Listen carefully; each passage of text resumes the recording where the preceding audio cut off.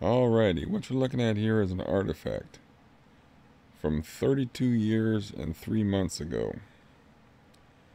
As you can see by the date, that somehow got blurry even through the lamination. And chances are you can read, but I'm going to read it to you anyway. It says, St. Luke's Hospital, Cleveland, Ohio. Please be advised that the bearer of this card, Steve, blacked out, underwent surgery with insertion of metallic implants in the spine. C.L. Nash, surgeon's signature. Now the blacked out part is, I put a piece of tape over there and blacked out my last name. Because I guess that's what you do when you're on the internet. But, I guess the reason why I drug out this card is because I referred somebody to another YouTube site that I had, and it has a very poor video featuring this card, and I thought, well, I can make a much better video than that now that I'm an old hand. And so anyways, what this means is that I am a literal human lightning rod, because the metallic implant that they use, and I asked them about this, is conductive. And so you can look at it this way. I am both a literal and metaphorical human lightning rod. And I looked up the expression lightning rod, and that just means somebody that attracts criticism and trouble and is often used as a scapegoat. So anyways, when I go to Florida, they always make jokes because Florida is the lightning strike capital of the world. I have a cousin, I even throw his first name out there, his name's Kevin, that he is so afraid of lightning and getting struck by lightning that he will not go out in a thunderstorm. And they always make jokes like, okay, starting to look bad out here, everybody get away from Steve. Because they know I'm a human lightning rod. But anyways, I don't care. I said, if I'm gonna get struck by lightning, I'm gonna get struck by lightning. I don't care. Now, I did meet a guy about 4 years ago that got struck by lightning, not once, but twice. You think you would learn your lesson after once. This guy's name was Ron.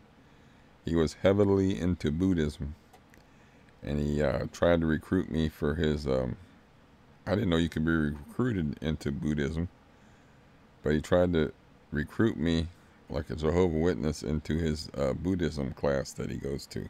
But I didn't go, of course, because I am a lone wolf type of dude. And I will be a Buddhist on my own time, thank you very much. But this guy got struck by lightning twice, and I could tell that he wasn't bullshitting because he was messed up. And you could just see it on him. And I said, how do you get struck by lightning twice? To this Ron guy who I talked to a couple of times and met a couple of times. And he was like, well, the first time, I went outside for a second to get something out of the car, and I got struck by lightning. And I said, okay, well, that could happen to anybody.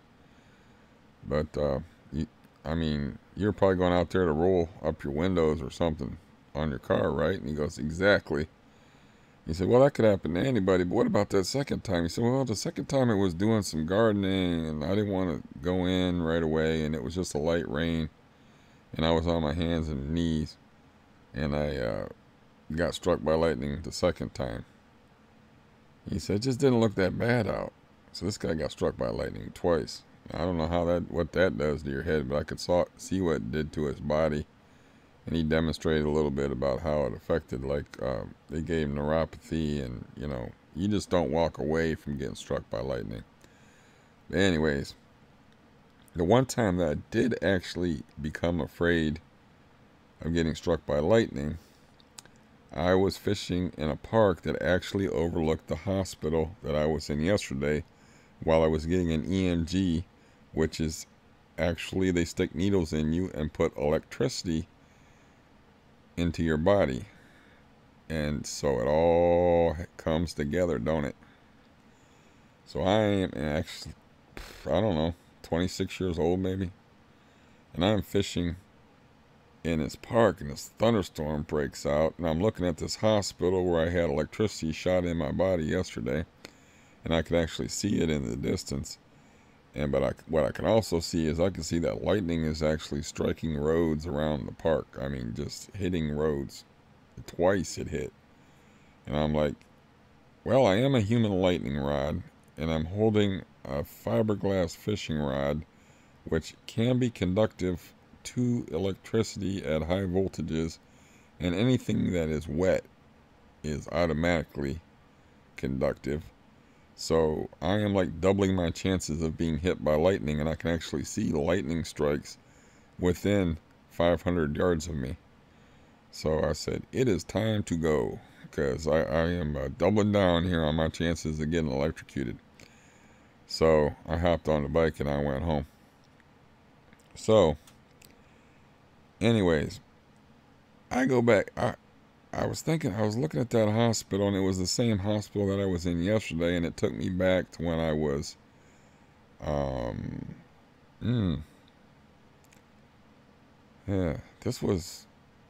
I was probably 21 years old at the time, and I caught something called epididymitis. You have something called epididymis if you're a male that is on top of your testicles. You have one on each, of course. And mine happened to be on the left, as if that's an important detail. And what happens is you get an infection in there, and your testicle swells up to the size of a peach. And the amount of pain involved is just, it's off the charts. It's like, you don't even want to be conscious. They gave me like, I don't know, codeine or something for it. I was just like taking as much as I needed. I wasn't paying attention to the bottle at all. I was just trying to survive. But anyway, they gave me antibiotics, and they have specific antibiotics for it, and they got it under control, which is cool. So, I was better. I felt 100% better, but doctors, being the weird folk that they are, he was like, well, we want to make sure, which probably meant we want to make more money. So, we want you to go and get this test done. And I didn't know what the test was or anything like that, but it's at the same hospital that I went to yesterday. The same hospital that I was looking at when the lightning strikes were happening when I was a little bit older, and I had the double lightning rod effect going on with me being a lightning rod and me holding a fishing rod, which was a lightning rod. Same damn hospital. I'm 21 years old, and I go in there not knowing what to expect. I go to the lab they tell me to go to, and I find out it's an ultrasound, and I find this out from a girl, and she was a girl. I mean, she couldn't have been any older than, she had to be like fresh out of college. I mean, she had braces, and she had brown curly hair, and was just as cute as a speckled pip. She was just adorable. And so she's telling me I have to have an ultrasound on my testicles. And I knew at that point what an ultrasound was. I knew it involved a lubricating substance and a lot of rubbing. So I'm like, I'm looking at her, and I'm like, uh-oh. And I said to her, I said, there's like a really good chance that I'm going to get an erection if we're going to do this procedure. And she said, it doesn't matter. I said, if you don't care, I don't care. She said, I don't care. I said, it's not going to affect the test any? And she's like, no. And she said, but I need you to remove your pants and your underwear. And I want you to cover up with this towel. I'm going to leave the room while you do that. So she leaves the room. And I was hard before I even got the pants and the underwear off. I just, I'm 21-year-old virgin. As virginal as you can get. So, I could break up concrete with what I had. So I'm like, here we go, another bizarre experience in the life of Steve blacked out. And so I put the towel over the area in question. It looked like a tent. And she comes back in, and she looks, and she can't help but smile. I think she's trying to keep from laughing about the whole absurdity of the situation. And she says, well, you ready to get started? And I'm like, sure. And she kind of like folds the towel up and keeps, it just sounds so silly using technical terms, but she keeps the penis part covered and it's just going to work. You know, she's doing it correctly, in other words. So, as modestly and professionally as possible, but the whole time she's trying to keep from laughing. I can tell she's just got this, grin that's just, she's suppressing it, but it's about, her face is about to break from suppressing this grin. So, she starts out, she says this might be kind of cold, and she puts on the gel. Then she starts with the rubbing. I had no idea. I never had an ultrasound before at that time. I just knew what they were from seeing them on TV, and it took like a really long time.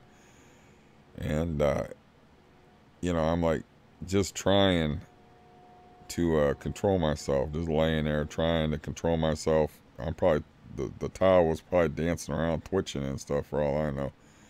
But at one point, I just closed my eyes. But being sneaky, I just cracked one of my eyes open just a little bit, just like Smaug the Dragon when he was looking for Bilbo Baggins, just so I could look at her because she was really cute. And so I'm just looking at her, but it looks like my eyes are closed. And she thinks my eyes are closed, and she breaks out in a full smile, and she lifts up the front of the towel and inspects the goods, man. She sneaks a peek. And I mean, it wasn't just like a couple of seconds. It was like a good 3 count. 1001, 1002, 1003. So she could save that picture. And then she put it back down and stuff like that, And I was like, yeah, that kind of pushed me over the edge. So to be succinct as possible, I climaxed. And I wasn't particularly productive, which was lucky. And we were about done with the test anyway, so she says, we're done. And I said, oh, you better believe we're done. So she said, you can just use the towel to clean yourself up. And at that point, I just looked at her and I said, you know what? I didn't know Medicaid covered that.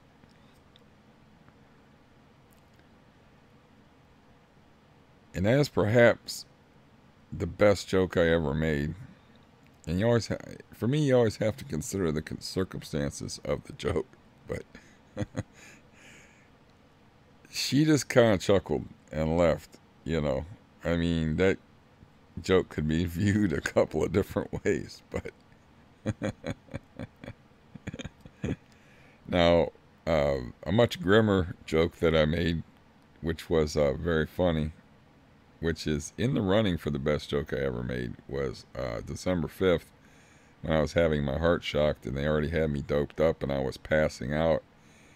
And the phone rang in this doctor's pocket really loudly.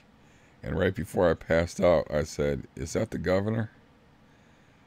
An electric chair reference to somebody being executed. And then I passed out right after that. That would have been if I wouldn't have, if I had like something catastrophic happen and had some kind of stroke that killed me or whatever, that would have been the last thing I said, would have been that joke.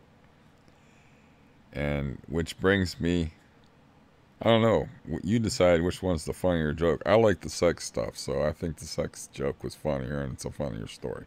You can decide. But that brings me, that would have put me in the Max Bear class of joke telling if that would have been the last joke that I made. And the funny part about the whole thing is it all involves electricity. I got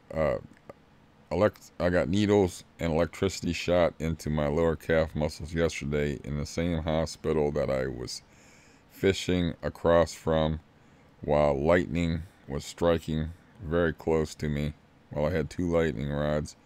And then I was having lightning shot through my heart. So all of it involved electricity. They have the expression ride the lightning for anybody that has, it's a common expression for anybody that has cardioversion. They said, looks like you're going to have to ride the lightning for the 5th time. Because so all those stories involve electricity. But anyways, that last joke I told before I passed out, it could have been the last joke I ever told. It would have put me in the running and put me in the same class as Max Baer. Now, for those of you who don't know who Max Baer was, he was made famous by a movie called Cinderella Man. And in Cinderella Man, he was portrayed as a bit of an asshole. But in truth, he was a funny guy. He was like a clown, you know. He was like a lovable dude outside of the ring. And I think one of the things that he said, I wish I could remember a little bit better, was he got beat up real bad by Joe Louis. And he said Joe Louis got married earlier in the day. And then he fought before he had his wedding night. And he said, Max Baer said, there's kind of few things in life more terrifying knowing that you're facing Joe Louis in the ring and you're between him and his wedding night. He said he knew the fight wasn't going to last very long. But anyway, to the mortality joke, this is the last thing that Max Baer ever said, is this famous boxer, he actually killed 2 people in the ring. So he wasn't a very funny guy in the ring, but he was very funny outside the ring. So he's having a heart attack, and he's in a hotel, and a guy that works in the hotel saw him turn, because you turn all different kind of colors and stuff when you're having a heart attack. I've seen somebody do it. And he's like, oh my God, Mr. Baer, do you want me to get the hotel doctor? And Max Baer said, no, I'd rather have a people doctor. And that is the last thing he said before he died. And what a way to go out, man. That guy had some sack on him to be able to do that. That's documented. That's the last thing he said before he died. It was he told a joke and then died. So anyways, I don't think I need to make this any longer than that. I'm sorry that my voice is of poor quality, and hopefully the story is made up for my hoarseness and frogginess, because my sleep was disrupted very badly. And I thank you for your time, as always. And this card that you're looking at has been with me for a long time. The date it was signed was 10/9/86, but I think the surgery was actually in September, because I was in the hospital for well over a month. They sent me home because I wasn't getting any better in the hospital, so that's just when it was signed. So I probably had CRPS since September of 1986, because that is when I contracted the disease. Is after the second surgery they did, this Mr. Nash guy did during the spinal reconstruction, is when I woke up and I said, you people were supposed to operate on your back. What the fuck, man? Why are my legs on fire? Now, I don't remember exactly what I said, because I was under the influence of morphine. The way I remember it was, I said, you people were supposed to operate on my back. What the fuck did you do to my legs? Because my legs were on fire, and that's how I contracted a CRPS in, I believe, September of 1986. So I might as well mention, on a more upbeat note, that I have surpassed the month chip for no Xanax, because the last Xanax I had was January 4th, and it's very early in the morning, and my sleep has been disrupted, and it's still dark outside, but I do believe it is the 6th of February, so I'm a month without Xanax. And I had brief thoughts yesterday, because I was very nervous about this. It's very important for me to get walking again, so I was very nervous about this test that they were going to do, that they were going to tell me that I had dead nerves in my leg, or they didn't tell me a whole lot really, that's why I'm not walking. But I think if they remove the Baker cyst, that I can walk again. And if they do that and take away that hideous pain, I'm going to be walking like Johnny Appleseed all over the damn place. And that ain't no lie. But from what I could tell, it seemed like all the nerves and, they never say anything to test guys. They just leave it all up to the doctors because everybody likes their job and they don't like to get in the way of their paycheck. So he didn't say much about it. But he was very thorough. And, yeah. We'll find out today. I'm going to call the guy who ordered the test and say, guess what? I got the test 2 months early. But right now, I just want to say, cut me, Mick, cut me. Because they're just screwing around. They need to do some surgery on this knee. And they're just screwing around with these tests and stuff. Because that's what doctors do. Is they make extra, throw money every which way to people. And they make these extra tests and make you do these extra things. And, it's clear that, it's very clear that at some point I'm going to either need arthroscopic surgery or full-blown surgery on this knee to get it to working, to where it's working right again. And so that's why I'm like, cut me, Mick, just cut me. Just quit fucking around and get out the blade or get out the needle and get to work. It's 3 years is too long. It's done too much damage, to my other leg. Which the funny part, oh gosh, I'm so long-winded. I just discuss myself at times. But it is kind of an important detail. Is like there's such a difference between my left leg and my right leg that ordinarily they would experiment with my left leg to compare to my right leg. And they're like, your left leg is so heavily affected by CRPS where I don't have a calf muscle and all that. He said, I really don't see any point in like doing a comparison between one leg and the other leg. But he did hook up my left, what's left of the calf muscle just once. And then he made it, like I said, I can feel the electricity going in there. And then I felt a minor contraction and my foot moved, which was a little bit reassuring. But ordinarily, they would the test probably would have took a lot longer. But he was like, he's like, there's such a drastic difference between your left leg and your right leg that there's really no comparison. It's apples and oranges type of deal. But so they only hooked me up for the one. I think he did it out of curiosity, frankly. He just stuck one needle in my left calf muscle and threw some electricity in there, and I felt a contraction, and I'm like, yay. But not being able to walk right is really affecting my left leg very badly, because my right leg is my strong leg. I used to be a fairly active person. If you look at the video of me in the Joe Johnson account, I'm all cut and stuff, man. I don't like to look at that.